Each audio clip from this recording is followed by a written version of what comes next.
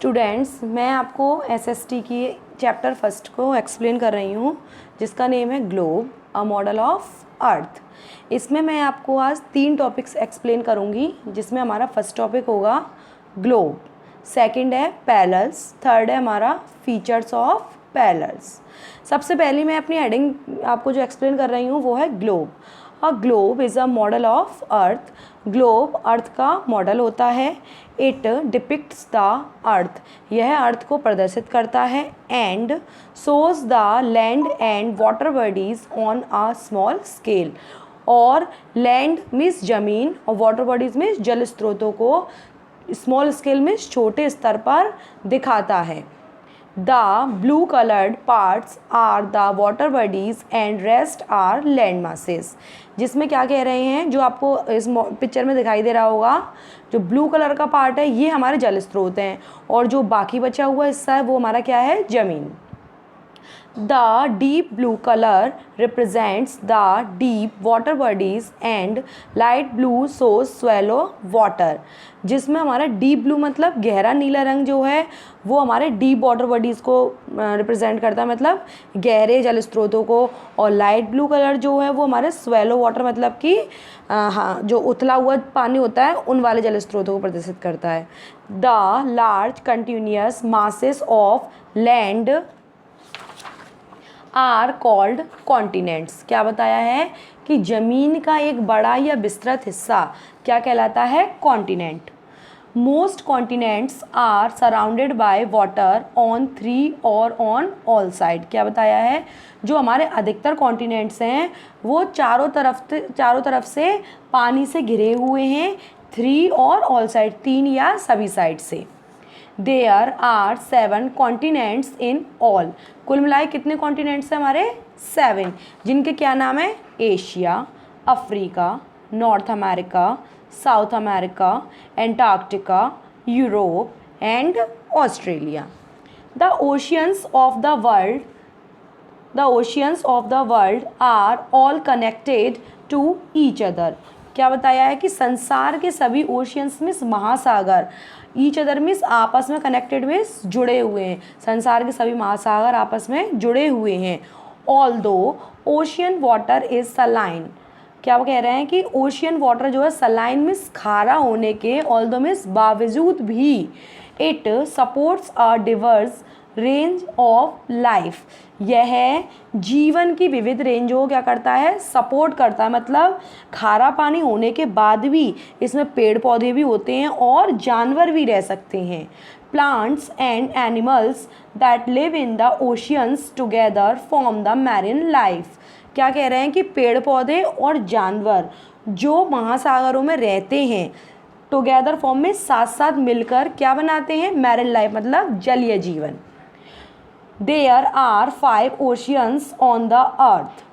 कितने में ओशियंस है हमारे अर्थ पर, कुल मिला के 5, जिनके नाम है Pacific, the Atlantic, the Indian, the Arctic and the southern और एंटार्क्टिक ओशियन।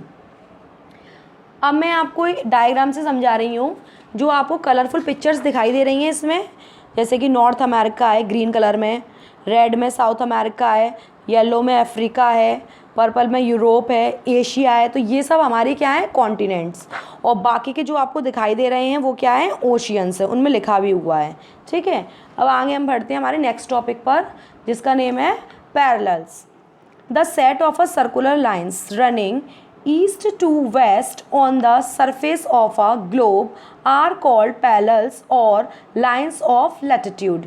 क्या बताया है, सर्कुलर लाइंस मतलब घुमावदार रेखाओं का सेट मतलब समूह, जो ईस्ट से वेस्ट की तरफ ग्लोब के सरफेस पर चलता है, उसे हम क्या कहते हैं, पैरेलल्स या फिर lines of latitude. The latitudes run parallel to each other and are equidistance to each other. क्या कह रहे हैं, जो लैटिट्यूड्स हैं वो ईच अदर मीन्स एक दूसरे के, पैरेलल में समांतर होते हैं, एंड आर इक्विडिस्टेंस और आपस में उनकी दूरी क्या होती है, एक बराबर। These are measured in degrees. इनको किस में मेज़र किया जाता है, डिग्री में। The longest latitude that passes through the center of the earth midway between the north pole and the south pole is called the equator.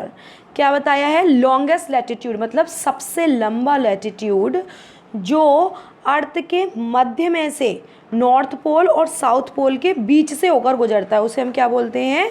Equator कहते हैं। जैसे कि आपको पिक्चर में दिखाई दे रहा होगा, बीच में आपको दिया गया है इक्वेटर वाला पॉइंट है, नीचे की साइड देखो बीच में ये जा रही है सबसे लंबी रेखा, यही होती है हमारे इक्वेटर। ये बिल्कुल अर्थ के बीच से होकर जाती है। ये इक्वेटर जो होता है ये 0 डिग्री लैटिट्यूड का होता है। It divides the earth into 2 equal halves called the hemisphere. ये इक्वेटर क्या करता है? अर्थ को 2 भागों में बांटता है, बराबर 2 भागों में, और उनमें से उन भागों को क्या बोलते हैं हम? Hemispheres. The part of the earth to the north of the equator is called the northern hemisphere and the part to the south of the equator is called the southern hemisphere. क्या कह रहे हैं आपसे कि अर्थ का वो हिस्सा जो इक्वेटर के नॉर्थ में आता है उसे हम बोलते हैं नॉर्थन हेमिस्फीयर, और इक्वेटर का साउथ वाला हिस्सा क्या कहलाता है? Southern hemisphere. नेक्स्ट अब मैं आपको समझाऊंगी features of parallels. There are 180 parallels in a globe. Globe में कितने पैरेलल्स होते हैं? 180.